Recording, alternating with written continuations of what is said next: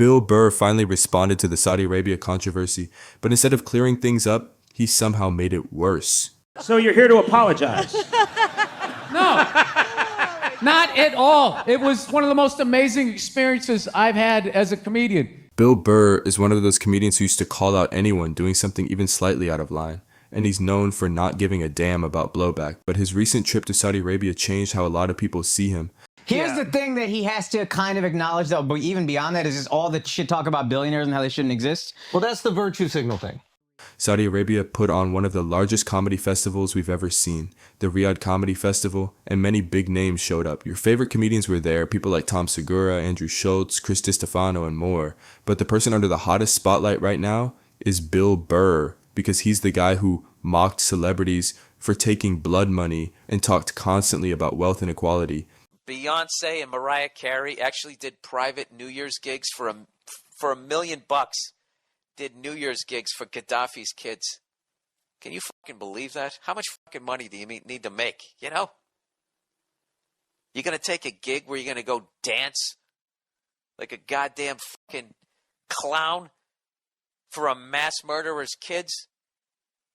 And then you take that fucking blood money and what he's done. You couldn't remember that he claimed he was behind the Pan Am bombings that killed fellow Americans? The fuck is wrong with you? Then he took a huge payday to perform at a state-backed festival with restrictions on what you can joke about. Now, why are so many people angry? Because Burr didn't just go. He framed the trip as virtuous. He talked like performing under those rules was progress, like he helped to move the ball 10 yards. You couldn't talk about any religion, theirs, yours, anybody else's, and you couldn't make fun of the royals. That was it. Now, I know a lot of people are like, well, that's fucked up, man. It's like, well, they just progressed the ball like 10 yards, and it was amazing. And Saudi Arabia has a long record of serious human rights violations and state-sponsored atrocities, things that can't just be brushed off as every country has problems. The most infamous case is Jamal Khashoggi, the journalist murdered in 2018 inside a Saudi consulate for criticizing the regime. How can comedians whose entire job is to speak freely perform in a place where free speech can be a death sentence? Even other comedians began speaking out. Zach Woods, the actor best known for playing Gabe Lewis on The Office, called the whole thing out in a viral TikTok video. Guys, it's that special time of year. It's the Riyadh Comedy Festival. And all of your favorite comedians are performing at the pleasure of Turki Al-Sheikh. And he is the head of the entertainment authority over there. And he has so many people thrown in prison because they tweeted stuff he didn't like about the soccer team or whatever, that there's a wing of a prison nicknamed after him where they hang people by their heels from the ceiling. Now, there's a lot of drips, killjoys, and dweebazoids who are saying, oh, they shouldn't do comedy over there because it's whitewashing a regime that just in June killed a journalist and killed Jamal Khashoggi and played a big role in 9/11. Shut up. Name one comedian who hasn't whored themselves out to a dictator. Sinbad in the 80s would go perform for dying Nazis hidden out in Argentina. Mr. Bean would do private shows for Idi Amin. Me and Bibi Netanyahu have collaborated. I pitched him a prank show called The West Bank. Let's not get our, moral panties yanked up, wedged high in our rumps. Human Rights Watch has been begging the comedians not to participate in the whitewashing of the horrors that are ongoing in Saudi Arabia. Ugh, what a cockblock. To Bill's fans who took him seriously when he blasted hypocrisy and wealth hoarding, this sounded like PR. They expected him to say, look, the money was insane, I took it, I met good people, and I worked within limits. Instead, he presented it like a good deed. That's what rubbed people raw. How dare you go to that place and make those oppressed people laugh, you fucking piece of shit! I can't believe you went to that place I can't find on a map. And this bot said I was upset about it, so now I am. Back home, when he addressed it on his podcast and during a live sit-down with Conan O'Brien, he leaned on the progress argument and the idea that lots of countries are corrupt, not just Saudi Arabia. I mean, if we're going to do the blood money game, I think the only countries I've ever played in that is clean money was New Zealand and I think Iceland. But then Iceland is weird, where over there they have an app, a dating app that doesn't say, if you're related, it's how. Because they're all part of the same thing over there. It's true. Wait, that's not a joke. That's not a joke. It's fucking true. Yeah. Some people in that live audience reportedly even walked out. Another part that drew attention was how he described feeling genuinely scared during his set in Saudi Arabia.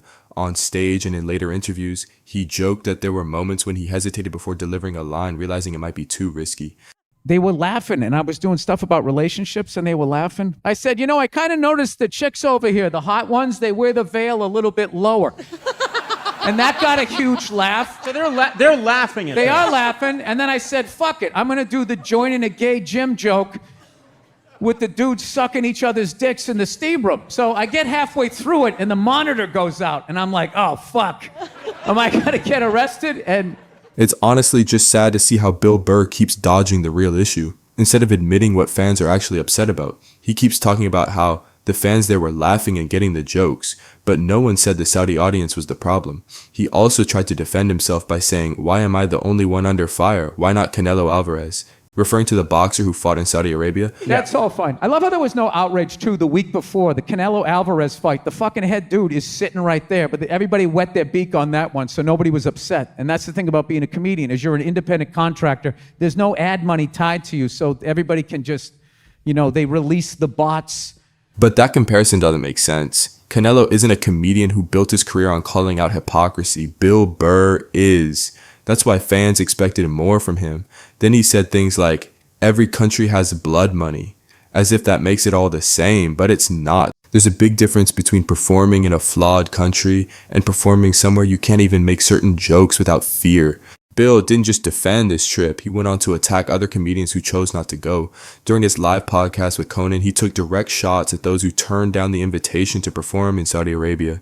All of these fucking assholes that didn't go and never will go, all they're ever going to see is, you know, the machine guns. And you know, if that's how you want to live, that's how you want to live. I really don't give a fuck, Conan. And if it affects my career, you know, I've been to LAX enough in my life. You know, I'll fucking sit home for a little bit. That quote alone made things worse. Instead of justifying his decision, it sounded like he was belittling anyone who didn't take the Saudi money, as if they were naive, close-minded, or afraid of the unknown. But to most of his audience, those comedians were simply sticking to their principles. Bill Burr is still one of the best in the business, but a crack has appeared in his image. Fans weren't asking him to be perfect, just honest. A simple, yeah, I took the gig, maybe it wasn't the best choice, we thought would have been enough. But instead, he keeps justifying it and acting like people are overreacting, and that's what hurts the most. He's not the honest, fearless guy people thought he was. He's just trying too hard to defend something everyone knows was a mistake. The next time he jokes about billionaires, inequality, or hypocrisy, people will remember Riyadh. The trust he built over years by calling out others for selling out won't be the same. Make sure to subscribe to our channel for more updates and breakdowns like this.